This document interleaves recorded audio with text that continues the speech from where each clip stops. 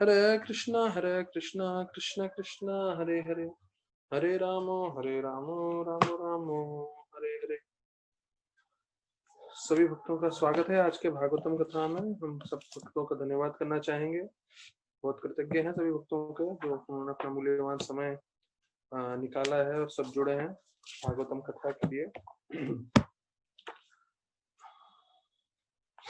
तो हम जो है चैतन्य चरितामृत में से भी जो है कुछ श्लोक पढ़ रहे थे और चैतन्य महाप्रभु रूप गोस्वामी को जो है वर्णन करते हुए बता रहे हैं, उपजिया बड़े लाता ब्रह्मांड भेदी आय, विराज ब्रह्मलोका भेदी परम व्योमा पाए। अब देखिए, हमने सुना था कि कैसे जो है भक्ति लता बीज मिलता है और भक्ति लता बीज मिलने के बाद जो हम माली हन करे बीज आरोपण, श्रवण कीर्तन करे जल सिंचन। देखिए, ये वाला जो श्लोक है ये जो है हमें जीवन पर्यंत इस श्लोक का जो है हमें इसका पालन करना है कि हमें भक्ति लता बीज मिल गया है। अब जितने भी भक्तगण है जो श्रवण कर रहे हैं या मैं कथा कर रहा हूँ या इस्कॉन में जितने भी भक्त हैं, तो सारे सारे भक्तों का या दूसरे संप्रदाय में भी हैं जो भक्त, वो सब जो है सबका आधार इस श्लोक पे है कि भक्ति लता बीज मिलने के बाद जो है भगवान का श्रवण कीर्तन करना अति आवश्यक है। और यहाँ जो है चैतन्य महाप्रभु ने स्पष्ट रूप से रूप गोस्वामी को बताया है कि श्रवण कीर्तन करे जले ही सिंचन। तो ये जल देने के बराबर है और जल देना बहुत आवश्यक है पौधे के बड़े होने के लिए, वैसे ही श्रवण कीर्तन करना हमारे लिए अति आवश्यक है। तो ये सिर्फ हम दोहरा नहीं रहे हैं या हमें सिर्फ ऐसा ये नहीं है कि हमें सिर्फ बोलना है, पर ये हमें जीवन में अपनाना है, लागू करना है कि भाई जीवन पर्यंत जो है हम श्रवण कीर्तन करके जले सिंचन। तो ये हमारे भक्ति लता बीज को बढ़ाने का जो है मुख्य तरीका है श्रवण कीर्तन करके। अब श्रवण कीर्तन कर रहे हैं तो ये बता रहे हैं कि आपकी जो भक्ति लता बीज है उसका उन्नति कैसे होता है। तो बोलते हैं वो इस भौतिक जगत को से निकलते हुए जो है पूरे 14 लोकों को भेदते हुए, और हमने सुना है भागवतम में इन 14 लोकों के ऊपर earth water fire air ether, इन 5 चीजों का पूरा आवरण है और एक एक आवरण 10 गुना बड़ा है। तो उसमें जो 4 बिलियन माइल्स का हमारा जो ब्रह्मांड है वो एक छोटे से दाने के समान लगता है, क्योंकि उसके ऊपर 10-10 जो है उसका 10 टाइम्स बोलते हैं ना 10 गुना उसके ऊपर आवरण है एक एक लेयर का। तो एक लेयर का जैसे मैंने आपको पहले बताया था, अगर 1 किलोमीटर है तो अगला 10 किलोमीटर होगा, फिर उसका अगला 100 किलोमीटर होगा, फिर 1000 किलोमीटर होगा, सब 10 गुना बड़ा है। तो ये हमारा सृष्टि 4 बिलियन है, तो पहला आवरण होगा 40 बिलियन किलोमीटर का, माइल्स का जो वर्णन किया गया। तो वो एक अलग चीज है, पर ये बता रहे हैं यहाँ पे चैतन्य महाप्रभु कि जो भक्ति लता बीज है वो ये सब आवरणों को भेदते हुए विरजा नदी तक पहुंचता है। अब विरजा नदी क्या है? भौतिक जगत और आध्यात्मिक जगत के बीच की नदी है, तो उससे भी आगे बढ़ता है, उस नदी को भी पार कर जाता है। फिर बताया जाता है कि जो ब्रह्मन का जो प्रकाश है उसको भी भेदता है, उससे भी आगे जाता है, और फिर वो आध्यात्मिक जगत में जाता है और वहां से आध्यात्मिक जगत में इतने सारे लोग हैं, वहां से लोग से निकलते निकलते गोलोक वृंदावन तक जाता है। तो देखिए, ये जो हरिनाम है इस श्लोक में बताया गया है। पिछले श्लोक में हमने सुना कि जब हम श्रवण कीर्तन करते हैं, श्रवण कीर्तन करने से हमें जो है उसको जल देने के बराबर है, और एक बार जल दे दिया तो ये बढ़ते बढ़ते इसमें पूरा जो है बताया गया है कैसे ये जो भक्ति लता का जो पेड़ है वो पूरे हमारा ये भूलोक है, भूलोक के ऊपर जितने भी 7 लोक हैं, ब्रह्म लोक है, विरजा नदी है, ब्रह्मन है, और उसके बाद वैकुंठ के जितने भी लोक हैं, वैकुंठ लोक, वहां से सब निकलते हुए जो है गोलोक वृंदावन में पहुंचता है। और फिर आगे बताते हैं, तबे याय तद ऊपरी गोलोक वृंदावन, कृष्ण चरण कल्प वृक्ष करे है आरोहण। तो अभी हमने ये देखा कि भाई भक्ति लता बीज जो है जिसका हम यहाँ पे श्रवण कीर्तन कर रहे हैं वो सारे के सारे लोगों को भेदते हुए जो है वो गोलोक वृंदावन अर्थात आध्यात्मिक जगत में सबसे उत्तम जो लोक है उसमें पहुंचता है। और वहां पे बताया जाता है भगवान के चरणों तक पहुंचता है। तो यहाँ पे प्रभुपाद बताते हैं हम लोग हमारे हृदय में वो भक्ति लता बीज है और हम श्रवण कीर्तन करके जो है उस भक्ति लता बीज को बढ़ाते जा रहे हैं। और फिर अंत में जब गोलोक वृंदावन पहुंचता है तो गोलोक वृंदावन में भी वो कहाँ पहुंच रहा है, विशेष रूप से भगवान के कमल चरणों में, जो हमेशा गोलोक वृंदावन में रहते हैं, जो सबसे उत्तम है। तो ऐसा नहीं गोलोक वृंदावन में जाके रुक जाता है, गोलोक वृंदावन में भी जाएगा और कृष्ण भगवान को ढूंढेगा और कृष्ण भगवान के चरणों तक पहुंचेगा। फिर आगे बताते हैं ये सब चैतन्य चरितामृत मध्य लीला 19 चैप्टर का 153, 154 और 155 श्लोक बता रहे हैं। अब 155 श्लोक बता रहा हूँ, 155। तहा विस्तारा हने पहले प्रेम फल, इहा माली सींचे नित्य श्रवण आदि जल। तो फिर बताते हैं कि ये देखिए बीज भक्ति का है, श्रवण कीर्तन कर रहे हैं, बीज बढ़ते जा रहा है। हमने ये पूरा देखा कहाँ से भौतिक जगत से लेके कैसे वो पूरे लोकों को पार करके गोलोक वृंदावन पहुंचा। गोलोक वृंदावन में भी वहां नहीं रुकता है, कृष्ण भगवान के चरणों तक पहुंचता है। अब बताया जाता है कृष्ण भगवान के चरणों के पास पहुंच के वो बताया जाता है फले प्रेम फल, यहाँ पे तहा विस्तार हने फले प्रेम फल। तो प्रेम का फल मतलब fruit of love of Krishna, मतलब कृष्ण प्रेम जो है उसका फल आता है जब वो कृष्ण भगवान के चरणों में पहुंच जाता है। अब ये देखिए ये है हमारे भक्ति का सबसे ऊंची परिकाष्ठा या सबसे ऊंचा स्तर। हम यहाँ बैठ के जो है जप कर रहे हैं, कीर्तन कर रहे हैं, लेकिन ये बढ़ते बढ़ते भगवान के चरणों तक पहुंचता है और वहां पे पहुंचने के बाद जो है वहां पे फल देता है। और वो फल क्या है, कृष्ण प्रेम।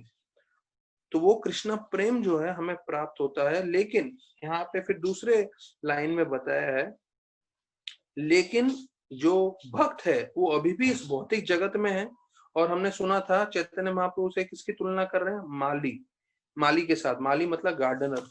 तो हमने 152 में सुना था माली हना करे बीज आरोपण। माली मतलब हमें माली बताया गया है भक्तों को। लेकिन माली यहाँ पे बताते हैं दूसरे लाइन में यह माली सिंचे नित्य श्रवण आदि जल, अर्थात वो कृष्ण फल जो है कृष्ण प्रेम का फल भगवान के चरणों में पहुंच के उत्पत्त होगा, बनेगा। लेकिन उसके लिए यहाँ पे माली भौतिक जगत में रहते हुए जो है जल रूपी श्रवण कीर्तन हमेशा करता रहता है। तो ये देखिए ये जो ब्रह्मांड भ्रमित कोनो भाग्यवान जीव का श्लोक है जो इतना प्रमुख है, उसका जो नींव है वो ये है बीज मिलने के बाद हमें श्रवण कीर्तन करना है। और चैतन्य महाप्रभु उसके अंत तक यही बता रहे हैं कि कृष्ण प्रेम प्राप्त होने के बाद उधर फल आ जाएगा आदि जगत में, उसके बाद भी श्रवण कीर्तन में लगे रहे। अब देखिए प्रभुपाद जैसे परमहंस महान भक्त हैं, वो पूरी तरह से साक्षात्कार प्राप्त कर चुके थे। आप लीलामृत पढ़ेंगे तो लीलामृत में वर्णन आता है कि कैसे जब वो वृंदावन में थे राधा दामोदर मंदिर में 5 साल, जहाँ पे उन्होंने रह के पूरी तरह से भागवतम का ट्रांसलेशन किया फर्स्ट कैंटो का 3 भाग में, और फिर उसको लेके गए। तब उस दौरान उनको रूप गोस्वामी और भक्तिसिद्धांत ठाकुर दोनों आके साक्षात रूप में मिलते हैं। मतलब उनका जो सूक्ष्म रूप है आध्यात्मिक रूप में आते हैं, दर्शन करते हैं। अब ये देखिए प्रभुपाद मतलब पूरी तरह से रूप गोस्वामी के द्वारा उनको कृपा मिली थी, उनको साक्षात उनका दर्शन हुआ, उनका आध्यात्मिक शरीर में रूप गोस्वामी का और उनके गुरु का भी। और उन्होंने उनको दोनों ने मिलकर उनको बोला कि आपको जाके प्रचार करना है और पूरे विश्व भर में भक्ति को स्थापना करनी है। तो ये प्रभुपाद जो हैं इतने परम भक्त जो सबसे उत्तम श्रेणी के हैं, वो जो है कभी भी वृंदावन में निवास नहीं किए। देखिए जब उनको तैयारी करनी थी अपने जीवन के मिशन के लिए तब कुछ साल जाके रहे, लेकिन उसके बाद जो है वो कभी भी वृंदावन में तभी जाते थे जब वृंदावन में उनको इस्कॉन मंदिर की स्थापना करनी पड़ती थी, इस्कॉन मंदिर खोलना था, उसकी गतिविधियों के बारे में देखना था। और वैसे आराम करने के लिए नहीं गए, जब शरीर उनको त्यागना पड़ा तभी जा गए। तो ये हमें भक्तों को जानना चाहिए कि हो सकता है इस्कॉन के कई भक्त वृंदावन में जाके रह रहे हैं और बाकी लोगों को वृंदावन में जाने में बहुत ये रहता है, आनंद लगता है। तो हमें जाना चाहिए, प्रोत्साहन लेना चाहिए, पर हमें हमारे आचार्य गण से सीखना चाहिए। क्या?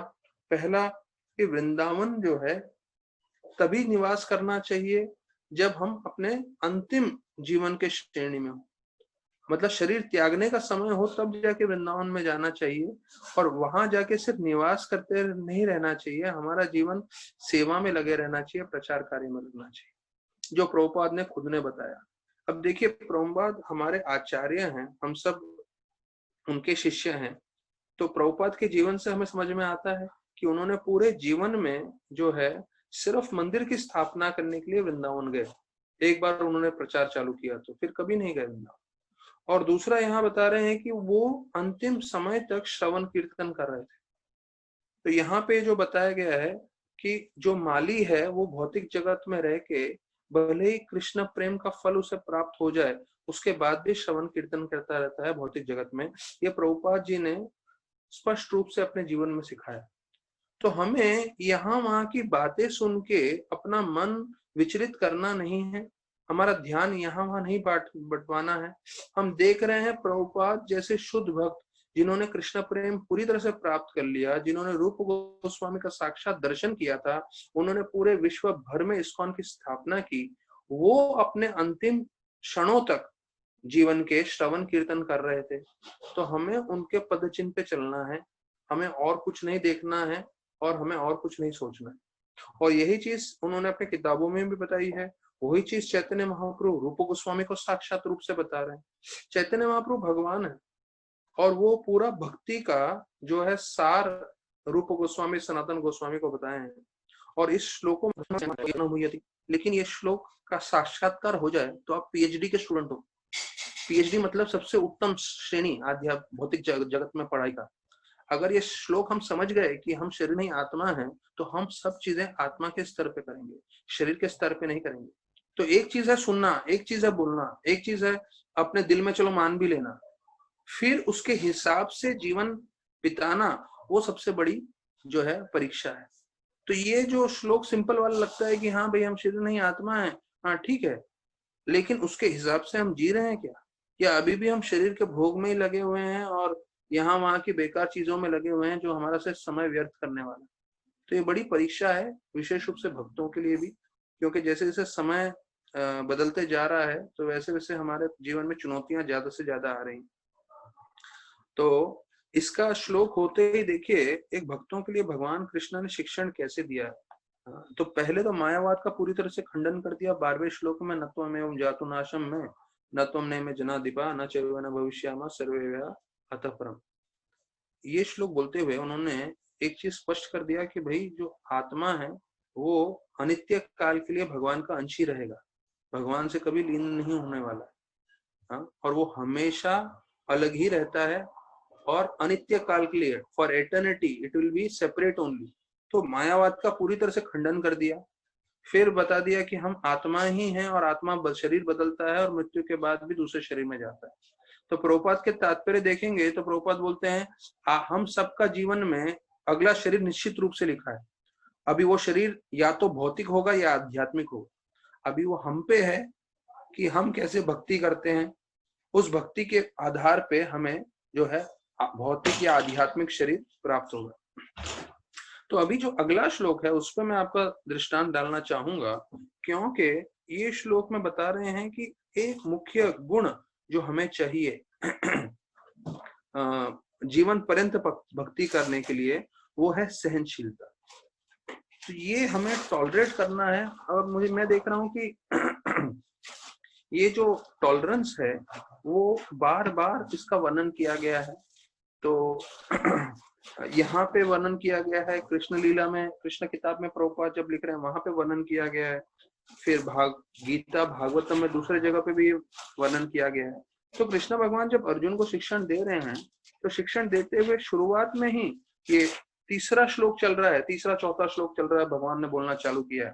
पहले अध्याय में कृष्ण भगवान कुछ नहीं बोलते, दूसरे अध्याय में बोल रहे हैं। और क्या बोल रहे हैं कि जैसे ठंडी और गर्मी आते जाते हैं वैसे सुख और दुख हमारे जीवन में आते जाते रहेंगे, तो हमें दोनों से विचलित नहीं होना है। दुख में हम विचलित क्यों होते हैं? हमको लगता है अरे मैंने इतनी भक्ति की और मेरे जीवन में इतनी विपत्ति, इतनी मुश्किलें, इतना तकलीफ। तो उस समय समझना चाहिए कि भगवान पांडवों के जीवन में इतना तकलीफ इसलिए दिए, ये दिखाने के लिए कि इतनी तकलीफें होने के बावजूद भी वो भक्त बने रहे। तो दुख में हमें क्या लगता है, हमारा श्रद्धा हिल जाता है। हमें लगता है हमने इतनी भक्ति की, इतना नाम जप किया, इतना भगवान का कथा सुना और मेरे जीवन में तकलीफ आ रहा है तो मैं भक्ति नहीं करूंगा। और जब सुख आता है तो इंद्र भोग में लग जाते हैं, हर तरह से जो है अलग अलग तरीके से बोलते हैं ना, नाना प्रकार की चीजों से भोग करने लगते हैं, आनंद करने लगते हैं, फिर भक्ति छोड़ देते हैं। जब सुख आता है तब भक्ति छोड़ देते हैं, जब दुख आता है तो भक्ति छोड़ देते हैं। तो यहाँ पे जब गीता प्रारंभ कर रहे हैं, एक चीज बता दिया कि भगवान ने कि भाई हम शरीर नहीं आत्मा है और देहांत होने के बाद ये आत्मा दूसरे शरीर में जाने वाली है। अभी तैयारी हमें करना है, हमें कौन सी शरीर चाहिए, भौतिक या आध्यात्मिक। उसके बाद बोलते हैं कि अगर आपको आध्यात्मिक शरीर चाहिए तो पहला चीज ये है कि समझिए जैसे ठंडी और गर्मी आएंगे जाएंगे, मौसम जो है कुछ महीनों में बदल जाएगा, वैसे ही जीवन में सुख और दुख आते जाते रहेंगे। भक्त को चाहिए न वो सुख में विचलित हो न दुख में विचलित हो, दोनों समय में वो मन एकाग्र करके जो है भक्ति करते रहे। तो ये बेसिक नॉलेज जैसा लगता है, पर ये हमारे जीवन में अंततः तक, जीवन के आखिरी सांस तक हमें इसको पालन करना है। तो क्या करना है, यहाँ बोलते ताम तिकिश्व से भारता। तिकिश्व शब्द है टॉलरेट, उसका प्रभुपाद मीनिंग बता रहे हैं। टॉलरेट मतलब सहनशील बनना। तो हमारे जीवन में कुछ भी होगा हमें उसे सहनशील बनना है और हमें कोशिश करना चाहिए कि रोजमर्रा की जिंदगी में हम सहनशीलता दिखाएं। भले ही ठंडी है, भले ही गर्मी है, भले ही बरसात है, जो हमारे खाने पीने के हमारे पास जो प्रबंध हैं या जिसमें भी है, सब में सहनशीलता दिखाते रहें। क्योंकि जितना आप सहनशील बनते रहेंगे, आप अपने आप को तैयार कर रहे हैं ये जीवन का मुख्य लक्ष्य प्राप्त करने के लिए, भगवत धाम प्राप्त करने के लिए। तो यहाँ पे एक मुख्य चीज बताया गया है कि हमें सहनशील होना है।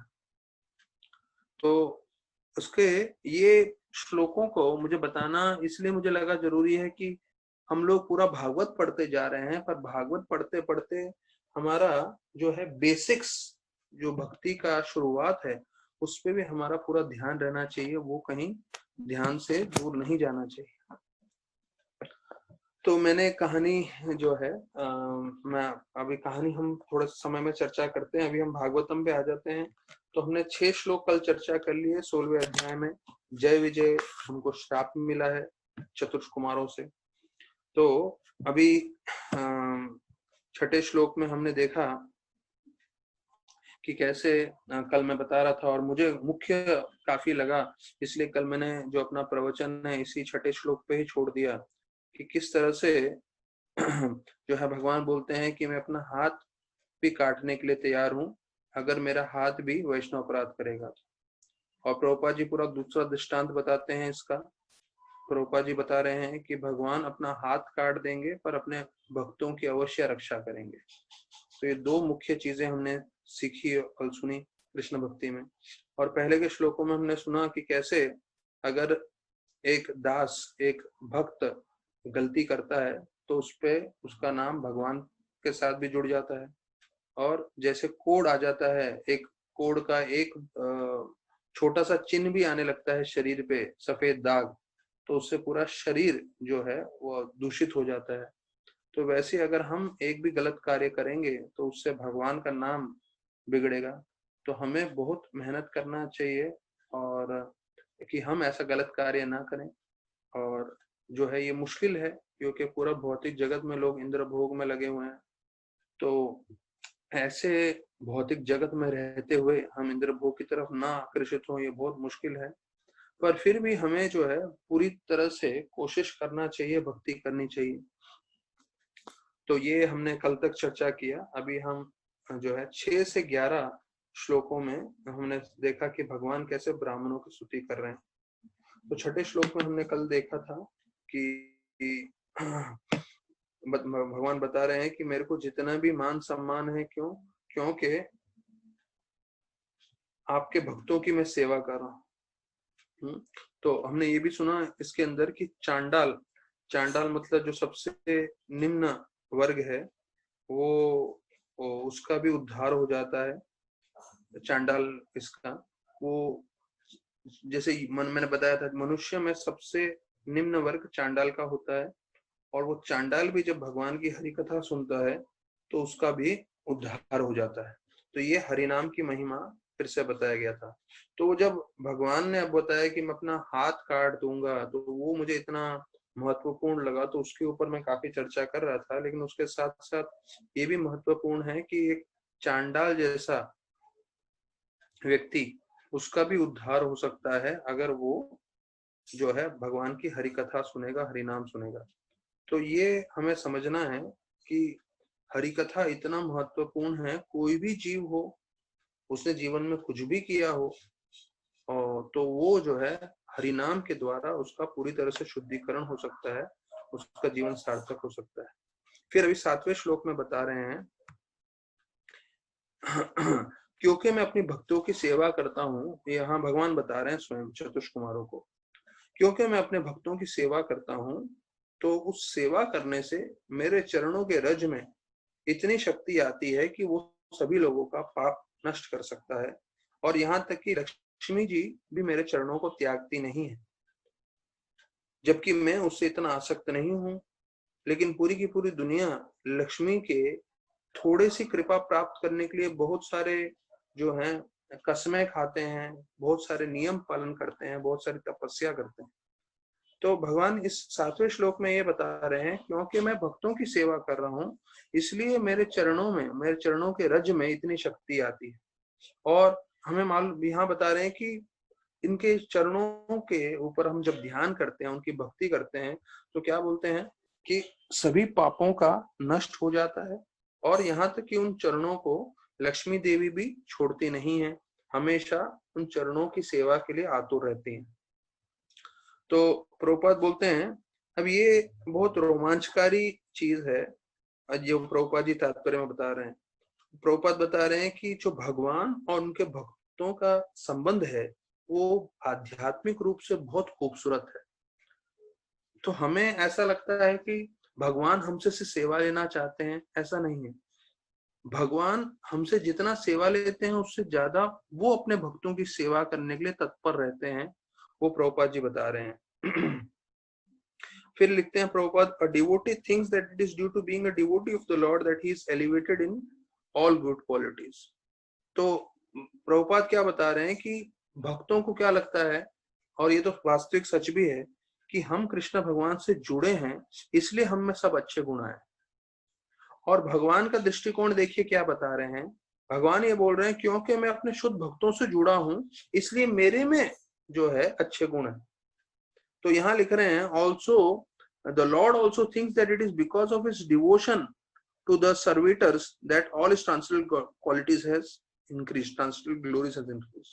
प्रभुपाद जी तात्पर्य में बता रहे हैं कि भगवान सोचते हैं कि वो अपने जो है भक्तों की सेवा कर रहे हैं, उनकी सेवा करने के कारण उनकी आध्यात्मिक शक्ति बढ़ रही है।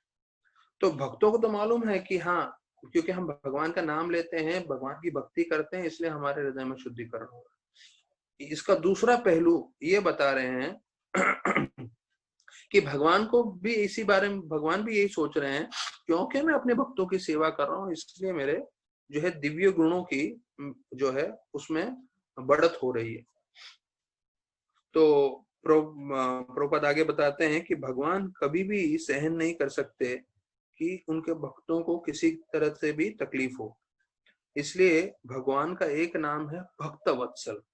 भक्त वत्सल मतलब वो हमेशा अपने भक्तों को मदद करने में, उनकी सेवा सहायता करने में आतुर रहते हैं। तो ये देखिए, ये जो चीज है, भगवान को भक्त वत्सल बोल रहे हैं, तो ये भक्त वत्सल सिर्फ जो है हमारे एक अच्छे से गुणगान करने के लिए नहीं है, भगवान का एक नाम नहीं है। भक्त वत्सल वाकई है भगवान। भगवान हमेशा अपने भक्तों की जो है रक्षा करते हैं। यहाँ तक कि छठे श्लोक में हमने सुना है, भगवान अपना हाथ काटने को तैयार हैं, लेकिन अपने भक्तों की अवश्य रक्षा करेंगे। तो एक भक्त को हमेशा निश्चिंत रहना चाहिए कि भगवान हमेशा उनको सहायता करेंगे, हमेशा उनको जो है हर तरीके से उनकी रक्षा करने वाले हैं। फिर 8वें श्लोक में वर्णन आता है कि भगवान बोल रहे हैं कि मैं वास्तविक रूप में जो भी भोजन है वो ब्राह्मणों के मुख से स्वीकार करता हूं। बोलते हैं कि मैं एक बार जो है, जो हवन की अग्नि है, जो मेरा जिह्वा है, जो मेरा मुख है, उसमें से स्वीकार नहीं करूंगा। लेकिन अगर किसी ने ब्राह्मणों को भोजन कराया हो, प्रामाणिक भक्तों को, तो वैसा भोजन मैं अवश्य स्वीकार करूंगा। और उसमें भी बोल रहे हैं, ये पूरे संस्कृत के श्लोक के अनुवाद में ही है कि ऐसा भोजन शुड बी, इंग्लिश में पहले बोलता हूं, ओवरफ्लोइंग विथ घी। देखिए, इसके ऊपर प्रामाणिक रूप से बताया गया है घी खाना कितना प्रामाणिक है। हाँ? यहाँ पे बता रहे हैं कि अगर ब्राह्मण वैष्णव को आप भोजन करा रहे हैं जो घी से ज्यादा भरा हुआ है, घी से ज्यादा उड़ेल रहा है, तो ऐसा मैं, भगवान बोल रहे हैं, मैं ऐसा जो है भोजन ब्राह्मणों के द्वारा स्वीकार करूंगा। और एक बार हो सकता है मैं हवन यज्ञ का जो आहुति होता है वो स्वीकार नहीं करूंगा। हमें सबको मालूम है कि भगवान जो है यज्ञ के द्वारा स्वीकार करते हैं, इसलिए यज्ञ में हम घी चढ़ाते हैं, फल चढ़ाते हैं। और इस श्लोक में बोल रहे हैं कि एक बार मैं यज्ञ का जो है, यज्ञ के द्वारा घी स्वीकार न करूं, भोजन स्वीकार न करूं, लेकिन एक ब्राह्मण, एक वैष्णव को आप जब भोजन कराएंगे तो मैं अवश्य स्वीकार करूंगा। और ऐसे भोजन जो है वो घी प्रचुर मात्रा में भरे हुए होने चाहिए, यहाँ तक कि जो है ओवरफ्लोइंग, मतलब ज्यादा फैले हुए होने चाहिए घी में। तो एक चार्वक करके आचार्य, चार्वक करके एक व्यक्ति है जो पूर्व समय में रहते थे, जो शायद नास्तिकवादी हैं, पर उन्होंने हमेशा एक चीज बोला है, ऋणम कृत्वा घृतम पीवेत यावत जीवित सुखम जीवित। अर्थात कि जो भी करें आप घी में बना के खाएं। तो घी में बनाकर जो है आप खाएंगे तो सुखम जीवित, आप हमेशा जो है सुखी होकर जिएंगे।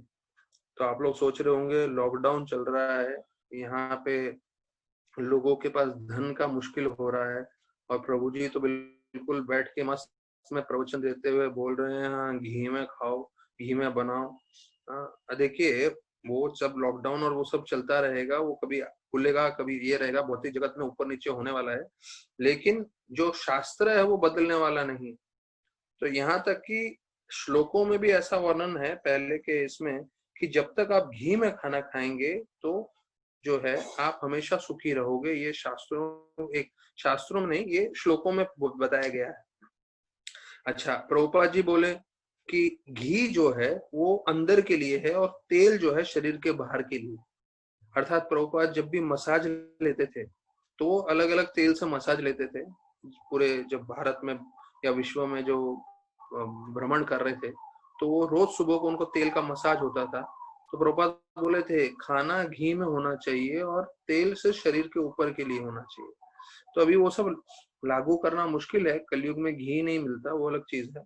पर यहाँ पे बता रहे हैं कि अगर कोई आइटम में से प्रचुर मात्रा में घी भरा हुआ है और वो आप वैष्णव को खिला रहे हैं, तो भगवान ऐसे भोजन को स्वीकार करते हैं, क्योंकि भगवान बहुत प्रसन्न होते हैं। तो बताते हैं प्रभुपाद तात्पर्य में कि सबसे पहला नियम ये है, भक्त ऐसा कुछ चीज स्वीकार नहीं करते जो भगवान को अर्पण नहीं है। तो भक्त जो है वही चीज लेते हैं जो प्रसाद है। तो पहला ये मुख्य चीज है जो हम समझ लें, ठीक है। अच्छा, उसके बाद दूसरा बताया गया है, प्रभुपाद आगे बता रहे हैं कि भगवान जो है ब्राह्मण के मुख से खाते हैं। अर्थात अगर आपने ब्राह्मण को अच्छा भोजन कराया, वैष्णव को अच्छा भोजन कराया, तो भगवान उससे बहुत प्रसन्न होते हैं। इसलिए ये बात हमें समझना चाहिए कि हमें हमारे जीवन में हमेशा आतुर रहना चाहिए सभी भक्तों को भोजन कराने के लिए, सभी भक्तों को सेवा करने के लिए, उनको प्रसन्न करने के लिए। तो अलग अलग तरीके से हम सेवा करते हैं, कई काउंसलिंग करते हैं, हम कथा कर रहे हैं, लेकिन भक्तों को अच्छा से अच्छा भोजन भी कराना चाहिए, क्योंकि जब भक्तों को हम अच्छे से भोजन कराएंगे तो उससे भगवान प्रसन्न होने वाले हैं, भगवान वो भोजन स्वीकार करने वाले हैं। जब हमको ये समझ में आता है कि ये भोजन जब ये भक्त खाएगा और ये भक्त प्रसन्न होगा, इस भक्त के प्रसन्न होते हुए भगवान भी प्रसन्न होने वाले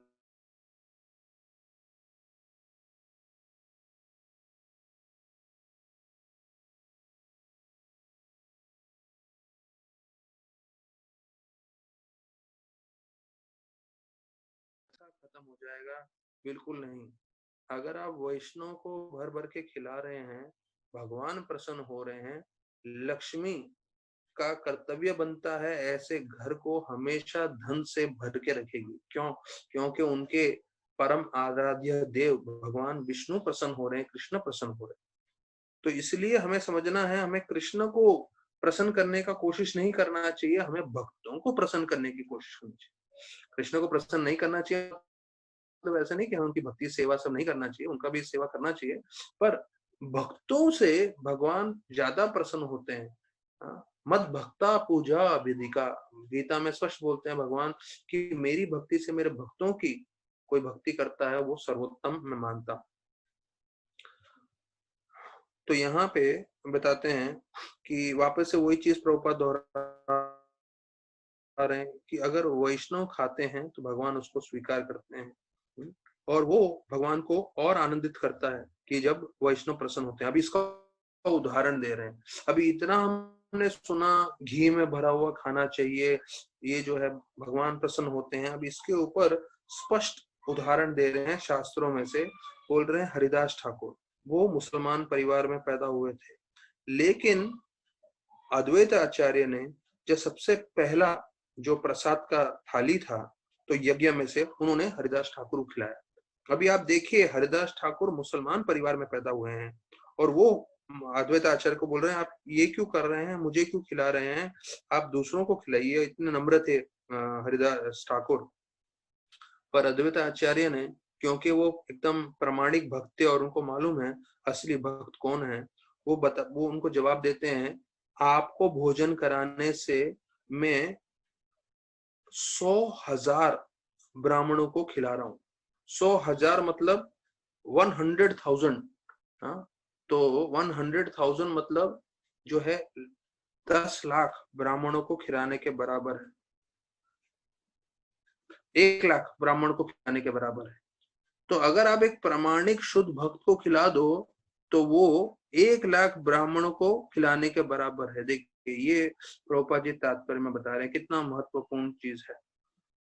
तो हमेशा हमें जो है, और हो सकता है कोई एकदम शुद्ध भक्त ना मिले। अभी आप बोले हरिदास ठाकुर जो है 192 राउंड्स करने वाले भक्त अभी कहाँ से ढूंढेंगे हम। आप हर वैष्णव को खिलाइए, हर वैष्णव को खिलाइए। वैष्णव में कई वैष्णव जो हैं बड़े होंगे छोटे होंगे, बड़ा छोटा वैष्णव गण चैतन्य महाप्रभु बताते हैं सबका आशीर्वाद लेना चाहिए। इसलिए हमारा कार्तिक यात्रा होता है, 5,000 6,000 7,000 भक्त होते हैं, सारे वैष्णव की सेवा में जो है प्रसाद बनता है। तो ऐसे जगह सबको आप भोजन करा रहे हैं, थोड़ा बहुत भी मदद कर रहे हैं आपकी क्षमता अनुसार या जैसे भी है, तो उससे जो है भगवान प्रसन्न होते हैं, भगवान वो स्वीकार करते हैं।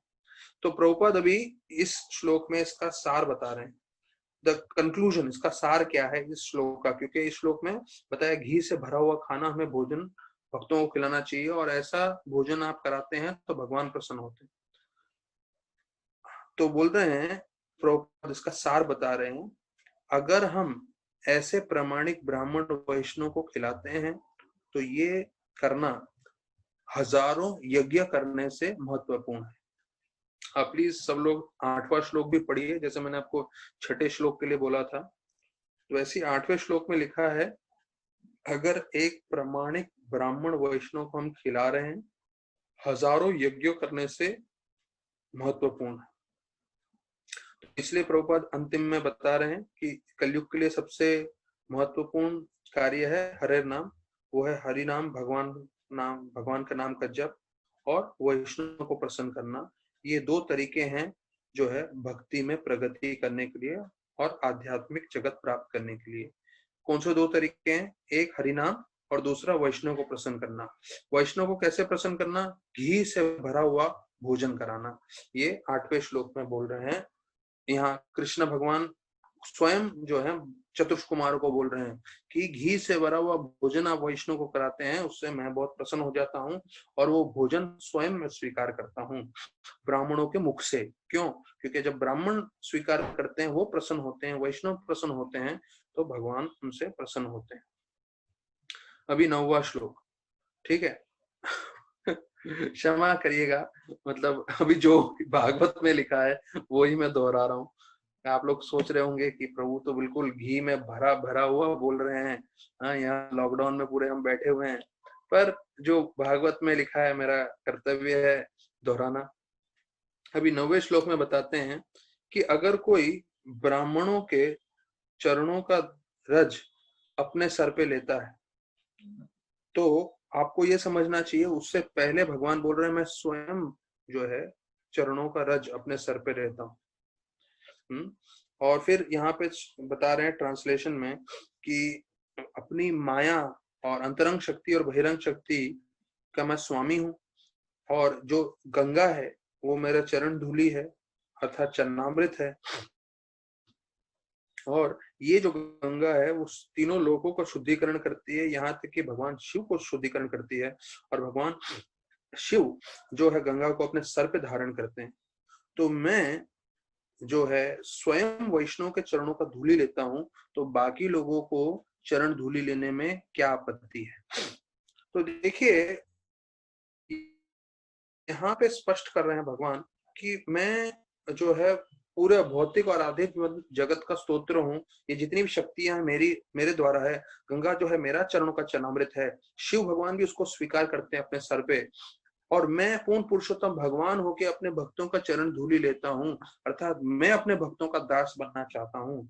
तो दूसरों को किसी को आपत्ति क्यों होनी चाहिए भक्तों की सेवा करने के लिए, भक्तों का दास बनने के लिए?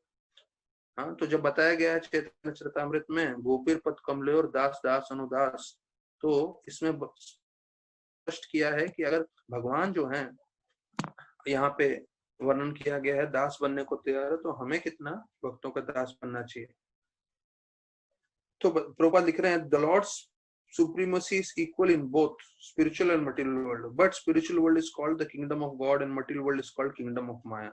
भगवान दोनों जगह पूर्ण पुरुषोत्तम है, दोनों भौतिक जगत और आध्यात्मिक जगत उनके द्वारा जो है निर्मित है, लेकिन भगवत धाम जो है, जो आध्यात्मिक जगत है उसे भगवत धाम बोलते हैं, और भौतिक जगत को माया का साम्राज्य बताते हैं, किंगडम ऑफ माया, माया का साम्राज्य बताते हैं। तो ये 9वें श्लोक में है। अच्छा, अभी 10वें श्लोक में बताते हैं कौन मुझे नाराज करता है। फिर बताते हैं जो ब्राह्मण गैया और ऐसे जीवों के प्रति जो है अपमान करते हैं जो मेरे से अलग नहीं है, तो वो लोग जो है सर्प के समान है और उनकी दृष्टि जो है पाप से भरी हुई है, और ऐसे लोग नरक में जाएंगे। और बताया जाता है सर्प के समान है, और सर्प का बड़ा दुश्मन है वो है चील या गिद्दड़ या वल्चर जिसे बोलते हैं। तो बोलते हैं क्योंकि ये लोग सर्प के समान है, क्यों? क्योंकि वो ब्राह्मण और गैया के प्रति द्वेष करते हैं, उनकी तरफ हिंसा करते हैं। तो ऐसे लोग जो सर्प के समान हैं उनको यमराज और यमराज के जो दूत हैं, जो यमदूत हैं, वो चील गिद्दड़ के समान है, और वो उनका पूरी तरह से नाश करते हैं, वो उनको पूरी तरह से हानि पहुंचाते हैं। तो ये 10वें श्लोक में वर्णन किया गया है। तो फिर से मैं बताऊंगा कि जो ब्राह्मण गैया हैं और ऐसे बोलते हैं जो अपना रक्षा नहीं कर सकते, ऐसे जीवों के प्रति हिंसा करते हैं, वो लोग एक सर्प के समान है। और यमदूत लोग, जो यमदूत हैं, उनको एक चील के समान बताया गया है, जो इन सर्प जैसे लोगों को चीर फाड़ देते हैं, उनके साथ बहुत ही वो हिंसा करते हैं। तो प्रभुपाद जी तात्पर्य में बता रहे हैं कौन ऐसे जीव हैं जो अपनी रक्षा नहीं कर सकते। विशेष रूप से भागवतम के दृष्टिकोण से। तो 5 लोगों का वर्णन करते हैं, गैया, ब्राह्मण, बच्चे और बूढ़े। से विशेष रूप से ब्राह्मण और गैया का वर्णन किया गया। तो इन सबको हमेशा सुरक्षा देना चाहिए, इन सबका ध्यान रखना चाहिए। धात्री, दुहित्र को गैया के लिए बताया गया है, और उसको बताया गया, गैया का यहाँ पे बताया गया है कि वो सूर्य देव की पुत्री भी है, तो इसलिए उनको सम्मान देना चाहिए। माता पिता बच्चों का ध्यान रखते हैं, तो उसी प्रकार से स्त्रियों का भी ध्यान रहना चाहिए। तो स्त्रियों का 3 स्तर पे ध्यान रहना चाहिए। जब वो बच्चे होते हैं तब उनके पिताजी उनका ध्यान रखने चाहिए। जब वो युवा पीढ़ी में आती है तो उनका विवाह हो जाता है, तो पति उनके ध्यान रखना चाहिए। और फिर जब वो बूढ़े हो जाते हैं तो उनके पुत्र उनका ध्यान रखने चाहिए। तो स्त्रियों का हमेशा ध्यान रखने के लिए पिता, पति या पुत्र हमेशा रहना चाहिए, ये प्रभुपाद जी बता रहे हैं। और अगर कई परिस्थिति में अगर पिता नहीं है, पति नहीं है, पुत्र नहीं है, तो जो उनके रिश्तेदार हैं उनका कर्तव्य बनता है ऐसी स्त्रियों को जो है ध्यान रखना, जैसे उनके भाई होंगे या वगैरह वगैरह। पर ये एक जो है शास्त्रों का, भागवत का वर्णन है कि स्त्रियों का हमेशा सुरक्षा होना चाहिए, हमेशा उनको ध्यान देना चाहिए। तो यहाँ पे फिर आगे बताते हैं कि जो लोग उनको हानि पहुंचाते हैं उनको सर्प के समान बताया गया है। और फिर यहाँ बोलते हैं कि जो चील है या वल्चर्स है, वो सर्प के साथ बहुत ही भयंकर रूप से उनका लड़ाई झगड़ा होता है, वो उनको मारते हैं। उसी प्रकार से यमदूत जो है बहुत भयंकर रूप से लोगों के साथ व्यवहार करते हैं, जो इन 5 का अपमान करते हैं और इन 5 का भक्षण करते हैं। तो ये इस श्लोक में बताया गया है। तो ब्राह्मण, गैया, स्त्री, बच्चे और बूढ़े, इन सबके साथ हमें बहुत ध्यान से बर्ताव करना चाहिए। तो ये 10वां श्लोक हो गया। 11वें श्लोक में फिर बताया जाता है कि कौन मुझे प्रसन्न करता है। तो फिर बताया जाता है people who please me, हाँ, those who are gladdened in heart and respect the brahmanas even if they utter harsh words and look upon them as my own self and pacify them as a son would appease any angry father। अब यहाँ बता रहे हैं कौन मुझे प्रसन्न कर सकता है। अब यहाँ पे बताया कौन प्रसन्न नहीं करता है 10वें श्लोक में, जो इन 5 लोगों का अपमान करता है तो वो मुझे प्रसन्न नहीं करता। अब यहाँ पे बता रहे हैं किनसे वो प्रसन्न होते हैं। बताया गया है कि अगर कोई ब्राह्मण जो है क्रोध आवेश में आके कुछ गलत भी बोल दे, उसके बाद भी आप उस ब्राह्मण को सम्मान दे, आदर सत्कार दे, नम्रता से बात करें, सहनशील रहें, तो ऐसे जो भक्त हैं वो मुझे बहुत प्रसन्न करते हैं। और उदाहरण में बोल रहे हैं कि अगर पिताजी क्रोधित हो जाते हैं तो पिताजी क्रोधित होते ही जो है एक उनका जो पुत्र है वो किसी ना किसी तरह से पिताजी को मना लेता है। तो ये उदाहरण दे रहे हैं कृष्ण भगवान कि जैसे बच्चा अपने पिताजी को मना लेता है, वैसे कोई ब्राह्मण होकर हमसे या वैष्णव हमसे क्रोधित हो भी जाता है तो हमें विपक्ष में क्रोधित नहीं होना चाहिए। तो ये बोलना आसान है, करना बहुत मुश्किल है। पर हमें ये जो हम भागवत सुन रहे हैं, भक्ति कर रहे हैं, नाम जप कर रहे हैं, वो सब का हमारा उद्देश्य ये होना चाहिए कि सामने वाला जीव हम पे क्रोधित हो भी जाए तो भी हमें वापस से क्रोध वेश में आके प्रतिकार नहीं करना है। हमें जो है नम्रता बनाए रखना है और उसको समझाना है, संभालना है, जो प्रभुपाद जी इस श्लोक में पूरी तरह से बता रहे हैं। तो देखिए इसका मैं 2 दृष्टांत बताऊंगा। यहाँ पे कृष्ण भगवान स्वयं बोल रहे हैं ब्राह्मणों के लिए या वैष्णव के लिए। तो निश्चित रूप से हमें ब्राह्मण और वैष्णव अगर क्रोधित हो भी जाएं तो हमें जो है उनके साथ उसी तरह से व्यवहार नहीं करना चाहिए। लेकिन मैं कहूंगा कि बाकी सभी जीवों के साथ, यहाँ तक कि कोई भौतिकवादी व्यक्ति भी हो, तो अगर वो क्रोधित होता है, वो चिल्लाता है, तो हमें उनके साथ भी वैसा जो है उस तरह से व्यवहार नहीं करना चाहिए। ठीक है। तो अभी प्रभुपाद जी तात्पर्य में बहुत महत्वपूर्ण चीज बता रहे हैं कि person who is cursed does not take it upon himself to treat brahmanas और Vaishnava in the same way. अब देखिए, जिनको श्राप मिला है वो श्राप मिलने के बावजूद अपनी नम्रता हैं, वो क्रोधित नहीं होते, ये एक वैष्णव गुण है। हाँ, वैष्णव कैसा रहता है कि अगर उसको श्राप मिल भी गया और किसी ने उनके साथ बुरा किया भी, तब भी वो नम्र ही रहते हैं।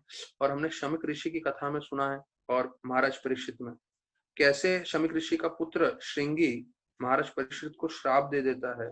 तो श्राप प्राप्त करने के बाद महाराज परीक्षित कुछ प्रतिकार नहीं करते, वो अपना 7 दिन में, उनको मालूम है उनका जीवन अंत होने वाला है, तो 7 दिन के लिए जो है पूरा राजपाट छोड़ के हरि कथा में लग जाते हैं। तो देखिए, ये भक्त का लक्षण है। उसमें बताया जाता है तिरस्कृता विप्रलब्धा शप्ता क्षिप्ता हतोपि वा न स्यतति प्रतिकुर्वन्ति तद भक्ता प्रभुओपि, कि ये श्लोक पहले स्कंद में हमने सुना है कि भक्त का ये लक्षण है कि उनका तिरस्कार किया जाए, उनको कोई मार दे, कुछ भी हो, वो जो है प्रतिकार नहीं करते। तो यहाँ पे बता रहे हैं कि जब नल कुबेर और मणिग्रीव इन दोनों को भी श्राप मिला था नारद मुनि के द्वारा, तो इन दोनों ने भी प्रतिकार नहीं किया, वो पूरी तरह से नम्रता से उन्होंने स्वीकार कर लिया। और यहाँ पे बताते हैं जय विजय को चतुष्कुमारों ने श्राप दिया, पर उन्होंने भी प्रतिकार नहीं किया, उन्होंने भी स्वीकार कर लिया नम्रता से। तो यहाँ पे बोल रहे हैं ये तरीका है, प्रभुपाद लिख रहे हैं कि ब्राह्मण और वैष्णव को साथ आदान प्रदान करना। तो ब्राह्मण और वैष्णव अगर हम पे जो है क्रोधित हो जाते हैं, और यहाँ पे हम तीनों जगह देख रहे हैं उदाहरण में, 2 उदाहरण इस श्लोक में बताए गए हैं, जय विजय और चतुष्कुमार और नल कुबेर मणिग्रीव और नारद मुनि का, और महाराज परीक्षित और श्रृंगी का मैंने अपने तरफ से बताया। इन तीनों में आप देखें, तीनों में श्राप मिला, पर श्राप मिलने के बाद जो है जिनको श्राप मिला उन्होंने प्रतिकार नहीं किया। यहाँ पे बोल रहे हैं कृष्ण भगवान, मुझे कौन सा भक्त मुझे प्रसन्न करता है, कौन मेरे को प्रिय होता है, कि अगर उनके साथ दुर्व्यवहार भी हो, अगर वो प्रतिकार नहीं करते हैं तो भगवान को पसंद करते हैं। तो ये जो है बहुत इंपॉर्टेंट कंसेप्ट है, हमें समझना चाहिए कि हम जो है किसी भी परिस्थिति में हमें जो है क्रोधित नहीं होना चाहिए। क्या है, जब आप लोग साथ साथ मैं भी इसको मार्क करते जा रहा हूँ, मैं आपको तो पढ़ा रहा हूँ, पर मेरे को भी ध्यान रहना चाहिए, इन श्लोक में महत्वपूर्ण चीजों के ऊपर बताया गया है। तो फिर आगे बताते हैं हम क्रोध अवस्था में नहीं भगवान के भक्तों के साथ आदान प्रदान करना चाहिए, पर हमें उन्हें शांति से जो है चेहरे पे एक मुस्कुराहट बनाते हुए हमें जो है उनके साथ आदान प्रदान करना चाहिए, प्रभुपाद लिख रहे हैं। ये अंतिम लाइन आप सुनिए, अंतिम नहीं, मतलब ये आगे का लाइन बहुत महत्वपूर्ण है।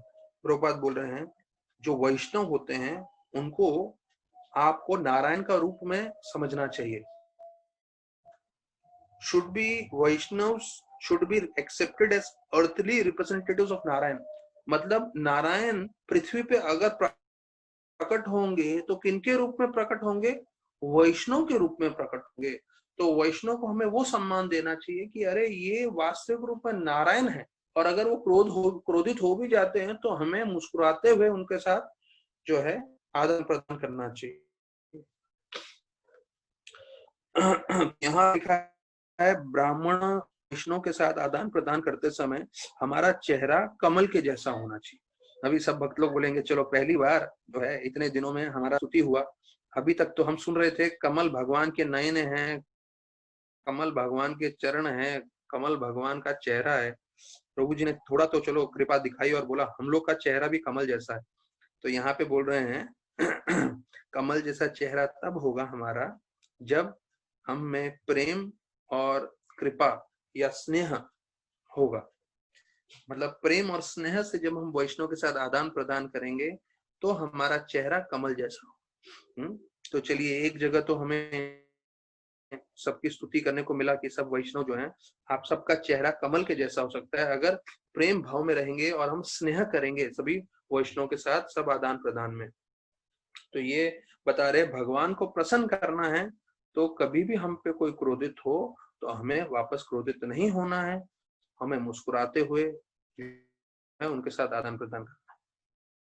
ये बोलना बहुत आसान है, लागू करना कितनी बार हुआ है, मैं खुद चिल्लाता रहा हूँ और सुनने के बाद भी इतना आसान नहीं है, मुझे मालूम है। पर हम प्रार्थना करना चाहेंगे स्वयं साक्षात भागवतम से, साक्षात कृष्ण भगवान से हाथ जोड़ के कि हमारे में गुण आए वो, कि हम कोई भले क्रोधित हो जाए पर हम कभी भी क्रोधित ना हो किसी भी भक्त पे, वैष्णव पे, अपनों पे भी, और भगवान को हमेशा प्रसन्न करने की कोशिश करते हैं। अच्छा, अभी 12वें श्लोक में ये देखिए भगवान का हृदय भगवान बता रहे हैं। अभी इतने सारा ये जो है श्लोक क्रमांक जो है 2 से पूरे 12, भगवान जो है चतुर्कुमार से अलग अलग तरह से जो है उनको शिक्षण दे रहे हैं। अलग अलग श्लोक में बता रहे हैं मैं कब प्रसन्न होता हूँ, कब मैं प्रसन्न नहीं होता हूँ। ब्राह्मण को जब भोजन कराते तो मैं स्वीकार करता हूँ, और मैं उनके चरणों का व्रज रज लेने के लिए तैयार हूँ, उनकी धूली लेने के लिए तैयार हूँ, और ऐसे भक्तों की मैं सेवा कर रहा हूँ। बहुत मुख्य श्लोक हैं ये सारे। और अंतिम में बता रहे हैं क्या, कि जो मेरे दोनों जय विजय हैं, आप ऐसा प्रबंध करिए क्योंकि आपने श्राप दिया है कि वो जल्दी से मेरे पास आ जाए। देखिए ये 12वें श्लोक का मर्म है, सार है कि my servants not knowing the mind of their master have committed offence. मतलब बोलते हैं जय विजय को मालूम नहीं था मेरे हृदय में क्या है, पर उन्होंने अपराध कर लिया। तो आपने जो श्राप दिया है वो ठीक है, हाँ, उनको जो है श्राप का फल भोगना चाहिए, पर वो जल्दी ही मेरे पास आ जाए। देखिए ये भगवान का हृदय बता रहा है इस श्लोक में कि भगवान अपने भक्तों से विरह नहीं कर पाते हैं। भगवान जो है चाहते हैं उनके जीव जो है जल्दी से उनके पास आ जाए। अब हम जो है भूल के यहाँ पे सब भोग कर रहे हैं, जितने भी जीव हैं, लेकिन भगवान का हृदय क्या है कि वो जितने भी जीव हैं सबको बुलाना चाहते हैं भगवत धाम। और उसके लिए जो शुद्ध भक्त हैं यहाँ पे परिश्रम कर रहे हैं, मेहनत कर रहे हैं, सारे जीवों को जोड़ने की जो है चेष्टा में लगे हैं। यहाँ विश्वनाथ चक्रवर्ती ठाकुर का तात्पर्य है जो आपको भागवतम में नहीं मिलेगा, अब ध्यान से सुनिए। विश्वनाथ चक्रवर्ती ठाकुर बोल रहे हैं भगवान चतुष्कुमार से प्रसन्न नहीं थे। क्यों? क्योंकि उन्होंने जय विजय को श्राप दिया। और ये जो 12वां श्लोक है और उससे पहले 11वां श्लोक उन्होंने बताया, तो उसमें उन्होंने बोला है कि अगर कोई ब्राह्मण आपके साथ गलत व्यवहार भी करता है तो आपको क्या करना चाहिए? मुस्कुराते हुए, आपका चेहरा कमल जैसा होना चाहिए, आप प्रेम से स्नेह से उनसे आदान प्रदान करें। और वो क्रोधित होते हैं पर आप क्रोधित नहीं होना चाहिए। ये भगवान साक्षात शिक्षण दे रहे हैं चतुर्कुमार को। क्यों? क्योंकि चतुर्कुमार क्रोधित हुए, उन्होंने श्राप दिया।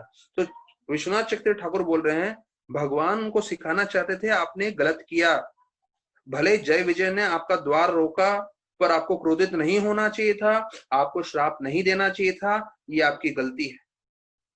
और दूसरी ओर बता रहे हैं कि मैं बहुत आसक्त हूं अपने भक्तों से, जय विजय से, और मैं चाहता हूं भले ही आपने उनको श्राप दिया है भौतिक जगत में जाने के लिए, पर मैं चाहता हूं वो जल्दी से जल्दी मेरे पास। देखिए कितना एक हृदय में स्पर्श होने वाली बात है। जैसे कोई माँ, कोई पिता अपने बच्चों से प्यार करते हैं और बच्चे अलग हो जाते हैं तो माँ बाप क्या बोलते हैं, ठीक है कुछ समय के लिए जा रहे हो पर जल्दी वापस आ जा। तो वैसे ही भगवान इतने प्रेम भाव में आके बोल रहे हैं जय विजय को आपने श्राप दे दिया है, गलत किया है आपने, लेकिन अब ऐसे प्रबंध करो कि वो जल्दी ही आ जाए मेरे पास वापस। तो यहाँ पे प्रभुपाद देखिए जो मैं चीज बता रहा हूँ वही पूरे तरह से लिखा हुआ है प्रभुपाद ने तात्पर्य में। ये 12वें श्लोक का तात्पर्य है।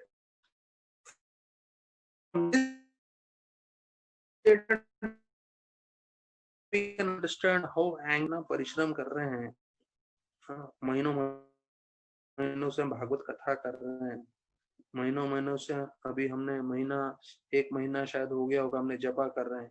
हमारा उद्देश्य क्या है ये करने का? हम सब आप लोगों को जोड़ना चाहते हैं कृष्ण से। क्यों? क्योंकि कृष्ण चाहते हैं कि आप लोग सब वापस उनसे जुड़ जाएं। तो हम हाथ जोड़ के सभी भक्तों से प्रार्थना करते हैं, विनती करते हैं कि आप लोग जुड़ेंगे तो उसमें आप लोग का ही कल्याण होगा। कृष्ण भगवान बहुत आतुर हैं आपसे जुड़ने के लिए, आपको वापस गोलोक वृंदावन ले जाने के लिए। आप लोगों को चाहिए कि बस थोड़ा मेहनत करें और जुड़ने की कोशिश करें, तो उससे भगवान जो है पूरी तरह से प्रसन्न होंगे और आप सबको जो है भगवत धाम लेके जाएंगे। अच्छा, यहाँ पे अभी आगे बता रहे हैं कि जो एक बार वैकुंठ में पहुंच जाए उसका कभी पतन नहीं होता। और यहाँ पे बताया गया है जय विजय का केस एक्सीडेंट है। हाँ, प्रभुपाद स्पष्ट लिख रहे थे, case of Jaya Vijaya is not a fall down, it is just an accident. तो ये नहीं सोचना चाहिए अरे यार जय विजय का पतन हो गया वैकुंठ से तो हमारा भी कोई गारंटी नहीं है, हम भी पहुंचेंगे फिर हमारा पतन हो जाएगा। नहीं, हमारा पतन नहीं होगा, ये एक एक्सीडेंट का केस है करके प्रभुपाद स्पष्ट बताते हैं। तो प्रभुपाद उसके पहली लाइन में बोल रहे हैं, those who have entered Vaikuntha planets can never fall down. तो प्रभुपाद स्पष्ट बोलते हैं कि अगर आप वैकुंठ प्रवेश करते हो तो आप कभी वापस नहीं आओगे। तो ये 12वां श्लोक हो गया। अब 13, 14, 15 श्लोकों में चतुष कुमारों का वर्णन किया गया है कि चतुष कुमार, अभी इतने सारे श्लोक भगवान ने बोले, तो ये जो है चतुष कुमार इसके सामने क्या जवाब देते हैं। तो भगवान की कथा, भगवान के वाणी सुन के जो इतना मधुर था, बताया जाता है which was like series of वैदिक हिम्स, मतलब पूरे शास्त्रों के हिसाब से उन्होंने बताए थे। क्योंकि चतुष कुमार जो है वो जो है क्रोधित हो गए थे और उनका परिस्थिति क्या थी, प्रभुपाद लिखते हैं इसमें 13वें श्लोक के अनुवाद में, they were bitten by the serpent of anger, अर्थात जो एक सर्प होता है जो वो काटता है तो हमें मालूम है पूरा जहर फैल जाता है, तो उसी प्रकार से जो है क्रोध वेश में आके जो है वो बोल रहे थे, तो उन्होंने श्राप दिया था, तो उनके लिए जो है भगवान उनके साथ आदान प्रदान करते हैं। फिर 14वें श्लोक में बोलते हैं कि चतुर कुमार जो है पूरी तरह से भगवान के वाणी को समझ नहीं पाए, उन्होंने बहुत ध्यान से सुना लेकिन फिर भी जो है पूरी तरह से उसको जो है समझ नहीं पाए। तो ये देखिए, ये काफी हम सबको सांत्वना देता है। साक्षात खड़े भगवान साक्षात खड़े हैं सामने, साक्षात उनको बोल रहे हैं, तो कम से कम अर्जुन में और भगवान में ऐसा था, अर्जुन ये नहीं बोल रहा था कि मुझे कुछ समझ नहीं आया, अर्जुन समझ रहा था। पर चतुष कुमार का ये श्लोक पढ़ने के बाद हमें सांत्वना होना चाहिए। कभी कभी गीता पढ़ते समय, भागवत पढ़ते समय अगर आपको कुछ समझ में नहीं आए तो कोई प्रॉब्लम नहीं है। यहाँ चतुष कुमार भी बोल रहे हैं कि उनको भगवान के सारी चीजें समझ में नहीं आ रही थी। तो पहला चीज प्रभुपाद तात्पर्य में 14 श्लोक में बोलते हैं कि भगवान और भगवान का शिक्षण, भगवान का गीता दोनों समान है, क्योंकि भगवान पूर्ण पुरुषोत्तम है तो अपनी वाणी में भी जो है वो स्वयं विराजमान है। तो इसलिए हमें ये समझना चाहिए जब भी हम भागवत के संपर्क में हैं, जितना भी समय हम लोग हरि कथा कर रहे हैं, जितना भी समय हम जपा करते हैं, हम भगवान के संपर्क में हैं, पहला वो। दूसरा, प्रभुपाद जी 14वें श्लोक में बोल रहे हैं, they could not even comprehend the purport of the speech और what the supreme lord wanted to do. मतलब देखिए, इनके साथ भी वही मुश्किल आ रहा है, समझ नहीं पा रहे थे भगवान की जो वाणी है, भगवान की कथा है, उसका मतलब। तो हमारे साथ भी ऐसा होता है, तो ज्यादा चिंता नहीं करना है, हम सब प्रामाणिक हैं, परंपरा में पूरा 100% हम समझ जाएं वो जरूरी नहीं है, जितना समझ में आए उतना समझना चाहिए और कोशिश करते रहना चाहिए। फिर बताया जाता है, लेकिन फिर भी जो है भगवान को देख के, भगवान की वाणी सुन के 15वें श्लोक में बताते हैं कि सारे जो है चतुष कुमार, वो जो है उनके सारे रोंगटे खड़े हो गए और वो भगवान को बोलने लगे कि आपने जो है योग माया के द्वारा अपना दर्शन हमें दिया है और आपकी जो है महिमा हम जान सके हैं। तो ये प्रभुपाद लिखते हैं कि पूरे पृथ्वी लोक पे सबसे ऊंचा भौतिक रूप से ऐश्वर्य किसका है? ब्रह्मा जी का। परमेष्ठ्य, ये शब्द का वर्णन आया है। परमेष्ठ्य मतलब ब्रह्मा जी का सबसे ऐश्वर्य के रूप में सबसे उत्तम दर्जा आता है। लेकिन ब्रह्मा जी का जो ऐश्वर्य है आध्यात्मिक जगत के सामने कुछ नहीं है, क्योंकि आध्यात्मिक जगत पूरे अंतरंग शक्ति, योग माया की शक्ति से विराजमान है। तो आप समझ लीजिए, अगर हम भौतिक जगत में देखते हैं, इस पृथ्वी पे देखते हैं कि कोई बहुत ही समृद्ध व्यक्ति है, बहुत ही धनवान व्यक्ति है, और वो बहुत ही जो है प्रचुर मात्रा में धन इकट्ठा करने के बाद बहुत बड़ा मकान बनाता है, घर बनाता है, तो हम उससे आकर्षित हो जाते हैं।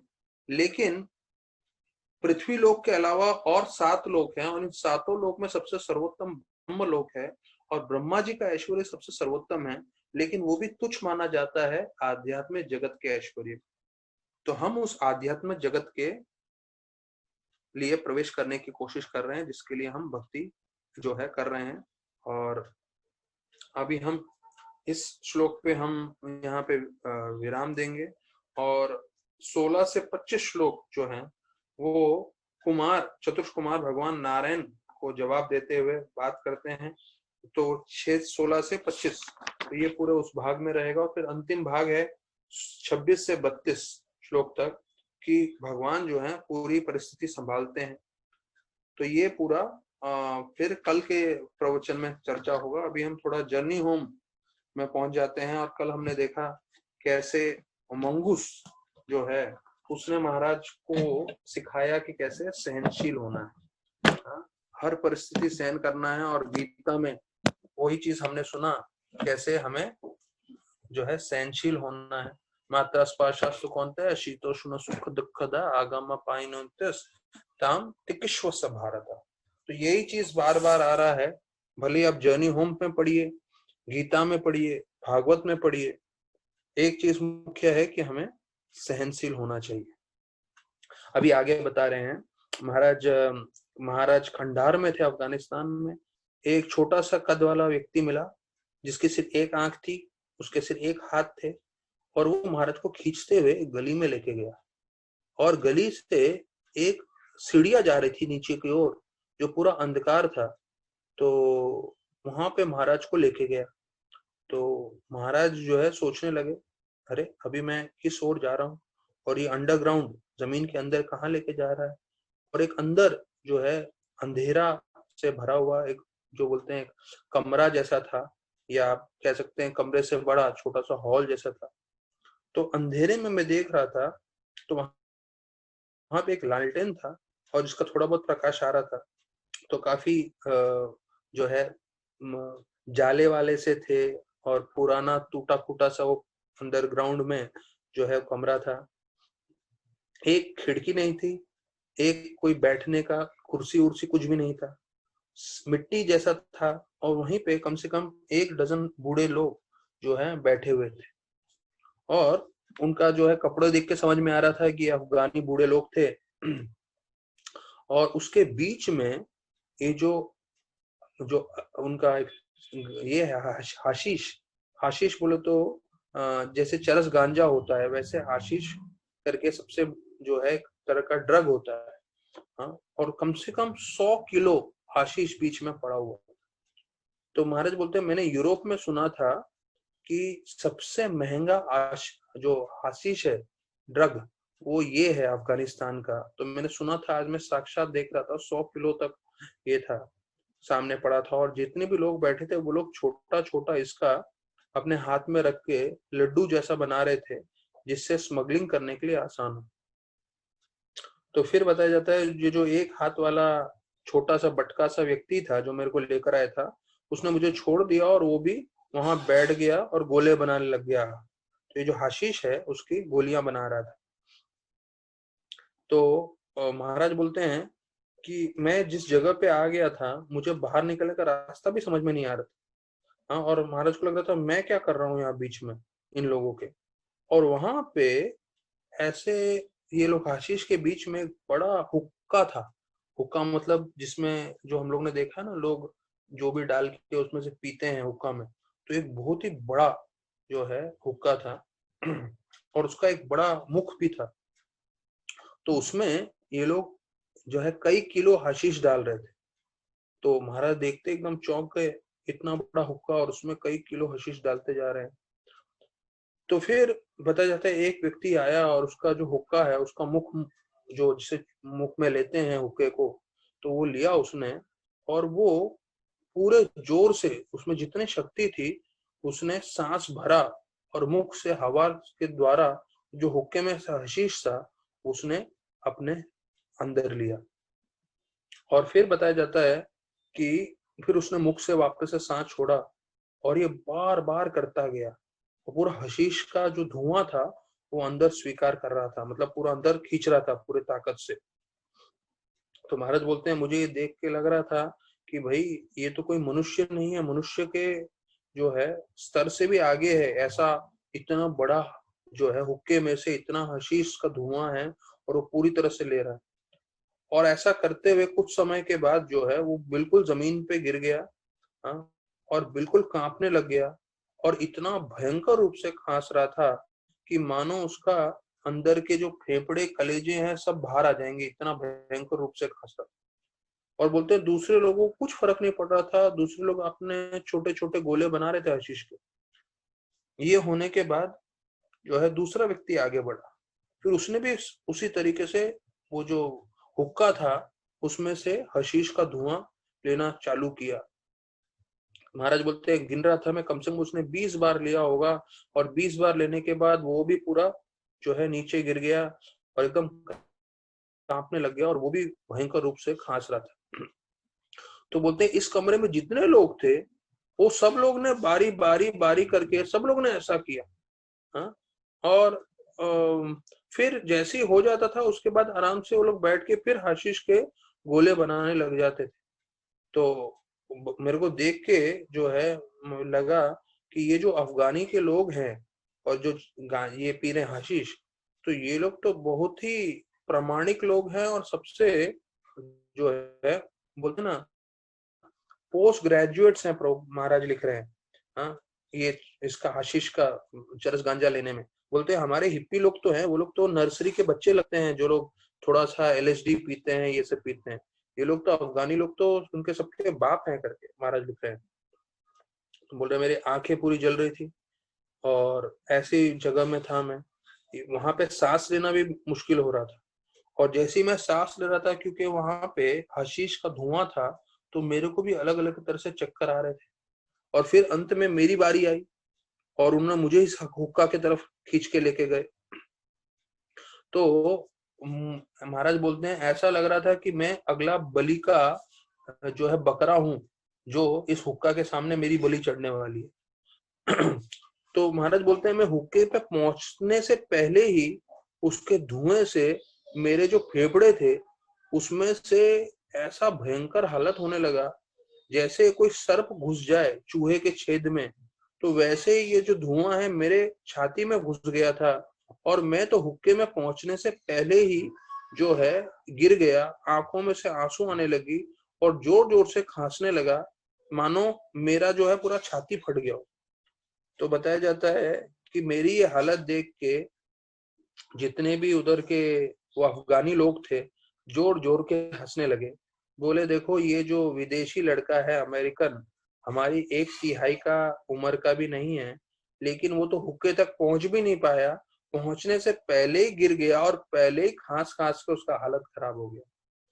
तो महाराज बोलते हैं हुक्के के असर से मेरे को पता नहीं बहुत सारा अलग अलग चीज दिख रहा था, क्योंकि इतना सारा हशीश का धुआं मैंने सूंघ लिया था और मेरा पूरा दिमाग घूम रहा था और यहाँ से वहां भी मैं नहीं जा सकता था क्योंकि मेरे आंखों में से पूरी आंसुएं निकल रही थी।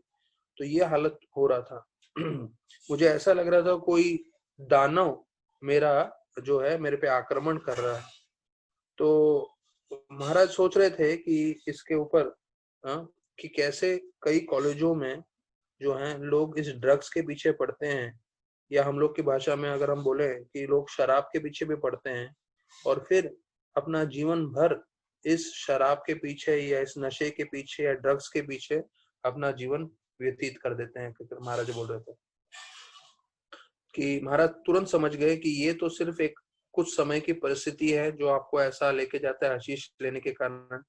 और मेरा जो है हृदय संपूर्ण रूप से इन सब चीजों से दूर निकल गया और मैं बाहर निकल निकल आया। तो फिर महाराज बताते हैं कि swallowed by a cloud of torment in that hashish dungeon of Khandar, a vow sprung in my heart। तो महाराज बोलते हैं कि ऐसी परिस्थिति में मेरे हृदय में एक वचन, एक कसम मैंने खाई। क्या कसम खाई? कि मैं अपने जीवन में वापस से कभी किसी तरह का नशा नहीं करूंगा। अब ये देखिए, महाराज इतने परम भक्त हैं, इस्कॉन में आने से पहले महाराज ने पहली कसमें खा ली थी कि कभी वो जो है ऐसा नशा नहीं करेंगे। तो हम सबको तो क्या, इस्कॉन में जुड़ने के बाद हमने कसमें खाई थी, लेकिन महाराज ने पहले ही कसम खा लिया था यहाँ अफगानिस्तान के खंडार शहर में कि ये इतना भयानक चीज है, मैं कभी जीवन पर्यंत जो है मैं कसम खाता हूँ, मैं इसको स्वीकार नहीं करूँ। और फिर महाराज वहां से निकल के बाहर आते हैं, और बाहर आके उनका थोड़ा ठीक होता है। तो कुछ समय के बाद महाराज बताते हैं, अगले दिन मैं खंडार में घूम रहा था, तो वहां पे एक लड़का 16 साल का होगा, और महाराज बताते हैं कि वो एक चाय की दुकान पे थे और वहां बैठे हुए थे, वहां पे 5-6 लोग और थे। वहां पे एक लड़का आया 16 साल का जो अंधा था, और उसके कपड़ों से मालूम चल रहा था वो बहुत ही गरीब है, दरिद्र है। और उसके हाथ में एक तंबूरा था जिसमें सिर्फ एक तार लगा हुआ था। तो महाराज बता रहे हैं कि उसके शरीर से, उसके चेहरे से पूरी तरह से मालूम चल रहा था कि वो एक तो अंधा था और जो है उतनी गरीब था, लेकिन फिर भी जो है वो बहुत मुस्कुरा रहा था, और मुस्कुराते हुए वो अल्लाह के गुणगान करते हुए जो है गाना गा रहा था। और उसके पास ये जो तंबूरा था जिसमें से एक तार, वो बजाते हुए अल्लाह का गुणगान करते हुए ऐसे गा रहा था और इतना प्रसन्न था कि हम जितने लोग बैठे थे हम लोग सब जो है आकर्षित हो गए। तो महाराज बोलते हैं मैं खुद जो है इतना उससे प्रभावित हो गया, और महाराज सोचने लगे इसके पास घर नहीं है, अंधा है, इस गरीब है, और इसको जो है पढ़ाई लिखाई भी नहीं किया है इसने। अगर आप देखने जाओ भौतिक रूप से तो सारे के सारे अवगुण हैं इसमें, मतलब बहुत दरिद्र है, अंधा है, घर नहीं है, पढ़ाई लिखाई नहीं किया है, लेकिन ऐसे स्तर पे भी जो है उसको आनंद प्राप्त हो रहा था, और वो आनंद वो दूसरों को भी दे रहा था। क्यों? क्योंकि उसे जो है भगवान का प्रेम प्राप्त हुआ था। मतलब भगवान के गुणगान करने में उसको इतना आनंद आ रहा था, भले ही उसके पास भौतिक रूप से कुछ भी नहीं था, लेकिन वो खुद आनंद में था और दूसरों को वो आनंद दे रहा।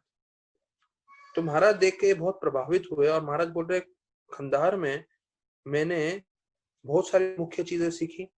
मंगूस से सहनशीलता, और फिर ये अफगानी हशीश वाले लोगों से कि मैं कभी भी जीवन में हशीश नहीं लूंगा, और इस अंधे लड़के से कि आध्यात्मिक आनंद आपको किसी भी परिस्थिति में मिल सकता है। हाँ, ये लड़का अंधा था, पढ़ाई लिखाई नहीं किया है, घर नहीं है, गरीब है, लेकिन पूरी तरह से वो भगवान का गुणगान करने में आनंदित है, और वो आनंद दूसरों को भी दे रहा है। तो ये आध्यात्मिक आनंद जो है, मैं कंधार से लेके अगला शहर काबुल में गया, और काबुल का चर्चा कल हम करेंगे ठीक 4 बजे। बहुत बहुत धन्यवाद सभी भक्तों का। हरे कृष्ण।